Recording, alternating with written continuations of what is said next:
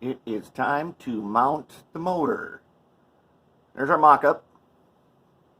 Nothing's mounted in permanently yet, but it looks nice, doesn't it?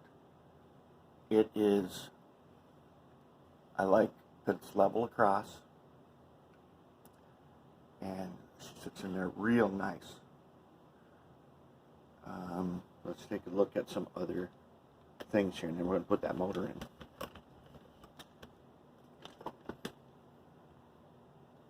Okay. Now, as we said before,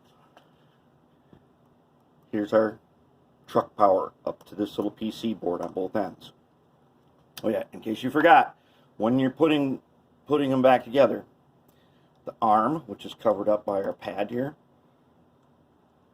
when the locomotive faces that way, these things should be facing you. Red wire towards you. Alright, then we got mounted to the top of the motor. This is our collector.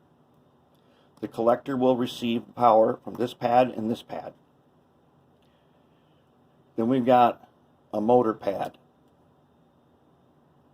And I just put different colored wires on here, so that when he goes and puts on his decoder, I want to make sure that he gets the black and red wires to the collector.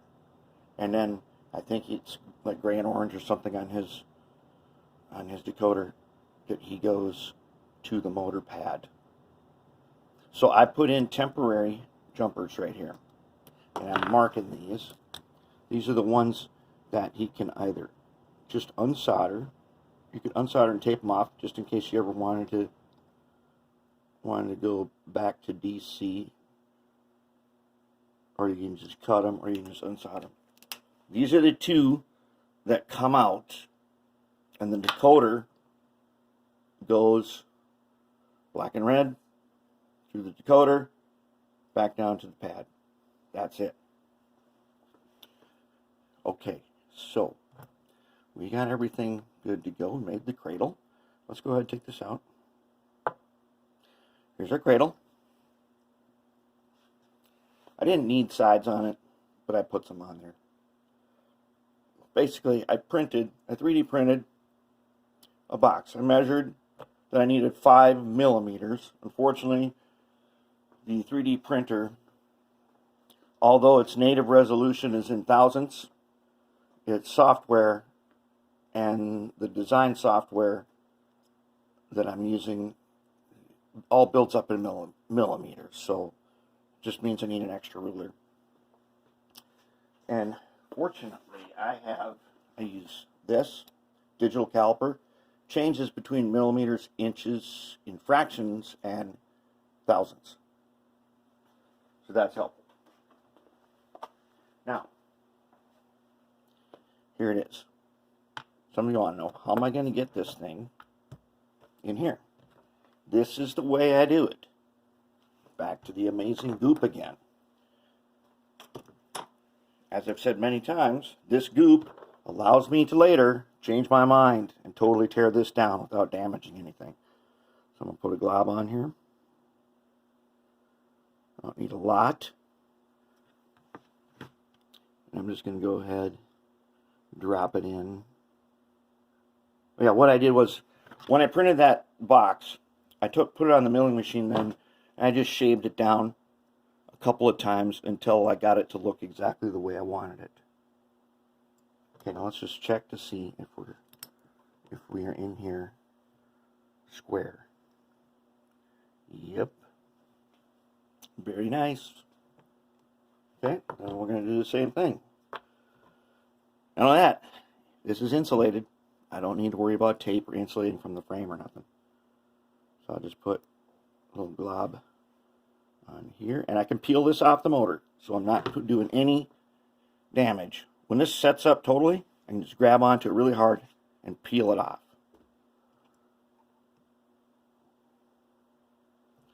Now we'll set that guy in there, and as long as we're going to let him set up, let's go ahead and connect him up. So we've got just a little bit of working time here. Now to connect these guys, you want to go in from the black wire side and get the shafts in position. it may be that I might have to make an adjustment to the shafts.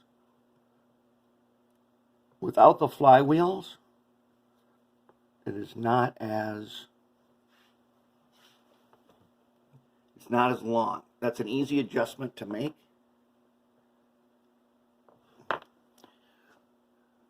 We can, there's a couple different ways we can do that. Oh yeah, but see, when I can look at it from this side, I can see there's plenty of working room. Now, let's see if I can find. Once this is done, that will not be the way to do it. This will be the way to do it. You'll connect the shaft like this. Then you will align it with this, and you will be able to snap it in place. There we go. And then we'll do the same on the other side, since I already kind of.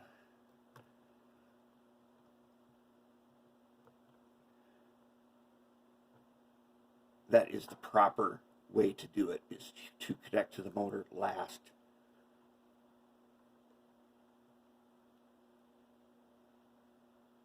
There we go.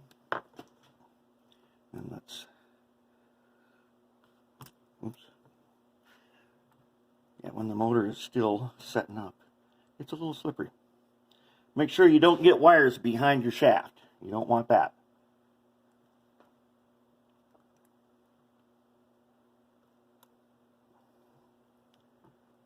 Come on, give me a good grip here. There we go. And we blew it again, didn't we? Yeah, we did. No, we didn't. We're good to go. Okay, let's get him aligned. Make sure.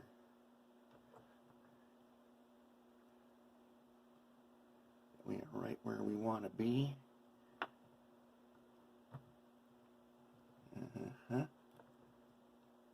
That's what we want to see. Okay, make sure the motor is still squared up. Very nice. Now that is what we want to see. Motor is mounted.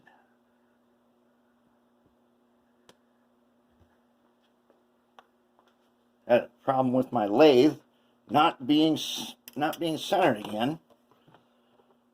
Fortunately, I had marked on the bottom of these 3D printed U-joints where center was. And I was able to drill it out, number 47 drill on the drill press. It's not usually the best way to do it. The lathe finds center way better. But my chuck is not centered at the moment. So I just had to use drill press.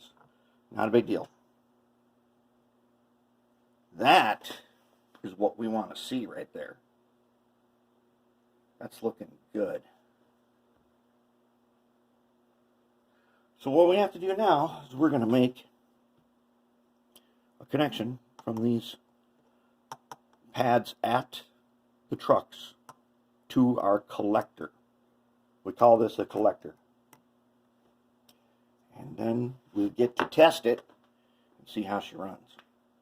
But right now, that thing is looking good. Let's get down a little where you can see it better. Oh, not that close. Remember, I took those trucks and they had a plating on them, a silver plating, which didn't look so great. So I went ahead and first I primered them black, and then I just sprayed them silver, and then I went ahead and gave them a little oily black wash to them, so they look really nice.